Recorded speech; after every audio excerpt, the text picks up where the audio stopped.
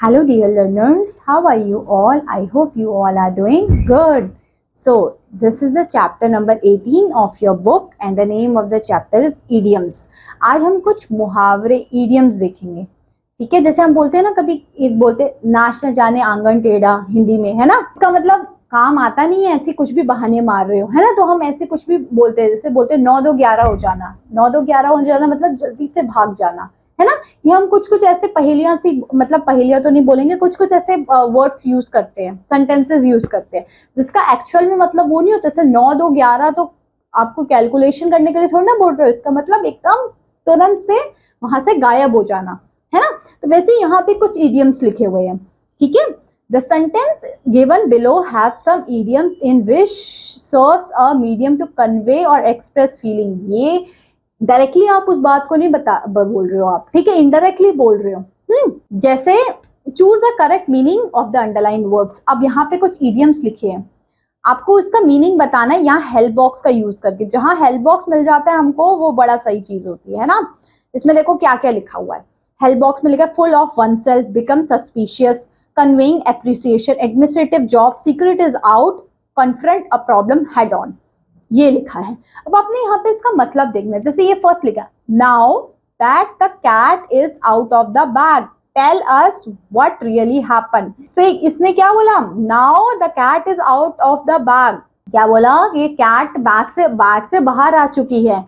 अब आपको बताना ही पड़ेगा. इससे आप मतलब समझ पा रहे हो, इसका मतलब है आप तो सीक्रेट बताना ही पड़ेगा.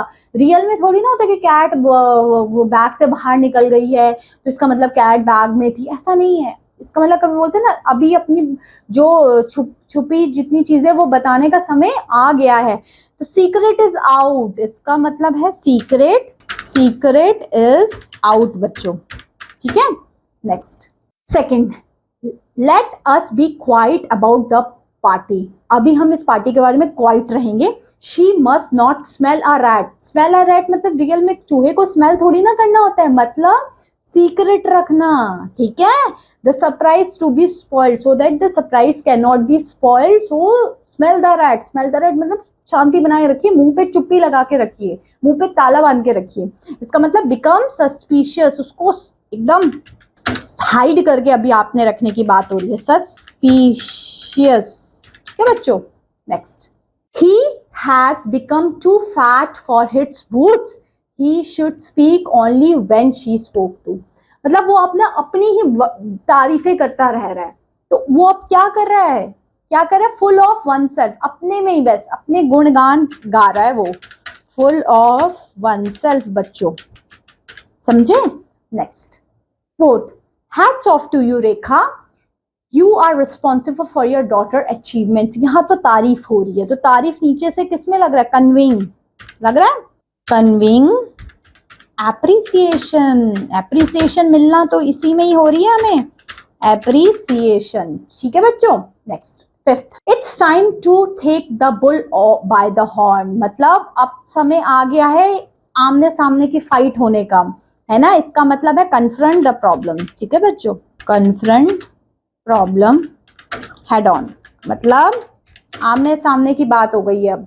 Next, last, most young man look with white collar job. आज के टाइम पे व्हाइट कॉलर जॉब मतलब जो थोड़ी हायर लेवल की जॉब होती है, जो मिनिस्टर, व्हाइट लेवल देख रहे हो, ये कौन सा एडमिनिस्ट्रेटिव जॉब ही हो जाएगी, है ना. एडमिनिस्ट्रेटिव हो जाएगी, एडमिनिस्ट्रेटिव